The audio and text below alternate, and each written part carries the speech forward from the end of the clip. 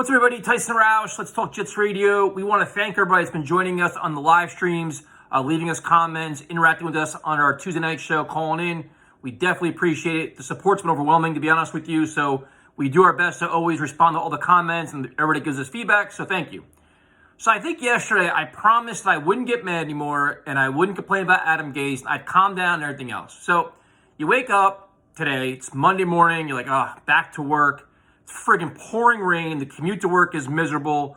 All these things. And I'm like, Jets are 0-5. They suck. I'm like, there's really nothing to really get mad about anymore, right? Like, what could possibly go wrong? Everything that's like, Sam Darnold's already hurt. Becton's already hurt. Like, just what could possibly piss you off at this point, right? Well, unfortunately, against better judgment, I watched the Adam Gase press conference. Now, I know I probably ripped this guy 75 times over the last year and a half, and it's amazing. Surprisingly enough, he found a new way to piss me off today. Now, this team is a complete dumpster fire. There's a lack of accountability, respect, credibility, all throughout the organization. I mean, you can question every facet of this team from the owner, general manager, to the coach. So, Gase goes into his press conference, and obviously there's a lot of hot topics here. So the first one is Le'Veon Bell. Why didn't you use Le'Veon Bell more in a passing game? There's a lot of disputes about that. And he's like, well, this is Gase's biggest thing. He always said, well, I had a game plan for it, but the game didn't work out as planned. Well, if you're an offensive, innovative guy, don't you adjust as the game goes on? Like, what do you have, like 30 like plays in concrete that you must call these plays? And if they don't work, you're like, well, they don't work. I just got to keep calling them anyway. No, you adjust. If they try to take away your best player, which Le'Veon Bell is arguably your second best receiver behind Jamison Crowder, if they try to find ways to take him away, you try to find ways to adjust and offset that. It's the cat and mouse game you play. Unless you're a quitter coach, it has no, like, a loser mindset that just gives up, which you can make an argument many times he gives up on his play calling. So his answer for everything is, it was in our game plan, but it just didn't work out that way. That's his big selling point. So now, when you hear all week long, or you heard all offseason, going into the season, how much they want to use Le'Veon Bell, how much they want to use all this, the player buys in. And then when it doesn't happen again, when he's been grossly mishandled throughout his time here with the New York Jets, do you honestly blame Le'Veon Bell for being pissed off? Do you honestly think, after all this shit that Adam Gase has been trying to sell, do you expect Le'Veon Bell to go to his office and be like, hey, coach, what's going on here? I wouldn't either. I'd be like, fuck you, dude. I'm done. Like, I'd check out too. Do you blame him? So now Gase's stance is, well, he can come talk to me about it. I wish he wouldn't go on social media and do it.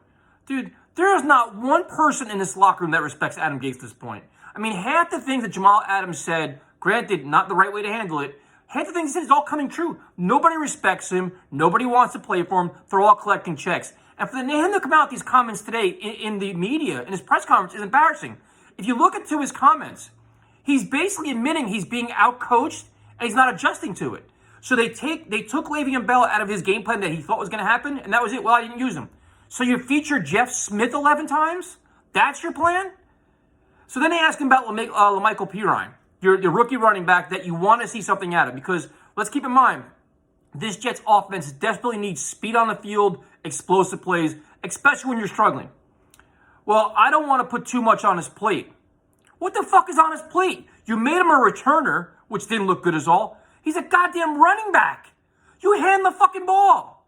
That's what you got to do. What, you worry about blitz pickups? That's what it is. So now you're not going to play the rookie running back because you worry about blitz pickups. Well, then how about this? How about you have him in the backfield next to Frank Gore? Like, there are so many different ways you can be innovative using running backs. And Gase's excuse is always, well, I had a game plan, it just didn't come out that way. How about you adjust, you adapt? Your goal on offense is to maximize your potential in every facet of the game. You got to move guys around, put guys in motions, find different creative ways to get the ball in their hand. I mean, you do one end around, you pat yourself on the back, and then the next play, Jeff Smith gets sacked for what, a 15-yard loss when they're trying to do like the end around with the quarterback with the wide receiver pass? This is how we're going to handle ourselves now? Come on, man.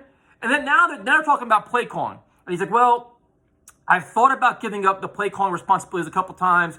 Everything is on the table. Dude, it's funny how you lose 5 games and now you evaluate these things when you're getting blown out week in and week out. Why wasn't this week 2, week 3, week 4? And furthermore, you were hired because of your play calling. You were hired because of your offense. The reason why you're here is for fucking offense. And now you're going to consider giving up your play calling? You're defeated. You're lost. He's lost the team. He's lost any kind of accountability. He's lost respect. If you're a head coach I don't know who Peyton Manning knows, you're hired for your offense, your scheming, your play call, and everything else, and you're at a point where you may even give it up. Give it up is the right. You give up. Everything's on a table. You know what should be on a table? Resigning. Quit. Find a way. Get yourself fired now. And furthermore, how does ownership watch this? How do you watch this week in and week out? How do you watch this press conference today when your head coach admits to getting outcoached, not adjusting because, I couldn't get the ball in his hands, inexcusable, when you can scheme guys open.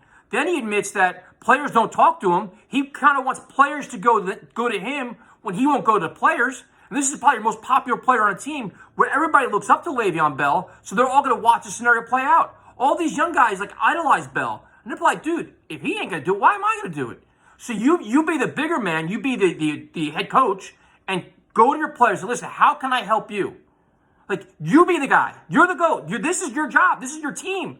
Like, what are you, just one of the guy? You're just a guy around here? Like, you know what? Not my job. Like, this is ridiculous. Like, you're the head coach. So, I mean, I've lost it today. Today I've honestly lost it. So now he's talking about maybe giving up play calling responsibilities. Everything's on a table.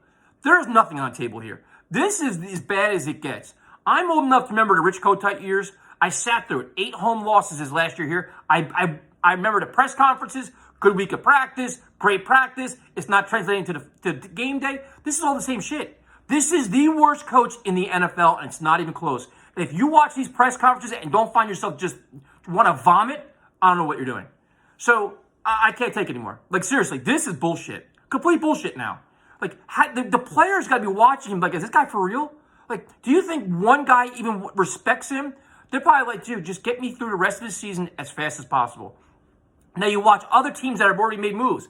The Texans. You're like, listen, the locker room's invigorated. They're all like, all right, now there's some kind of like little fire in their step. You're trying to figure out ways to just play competitive football. Like, at this point, we just want to see a close game where you're like, you know what, that actually makes some sense. This is fun to watch. We don't even have that right now. This is a disgrace, man. So, another video ranting. I apologize if you guys are tired of hearing about this. This press conference just set me off, and I'm so sick and tired of it.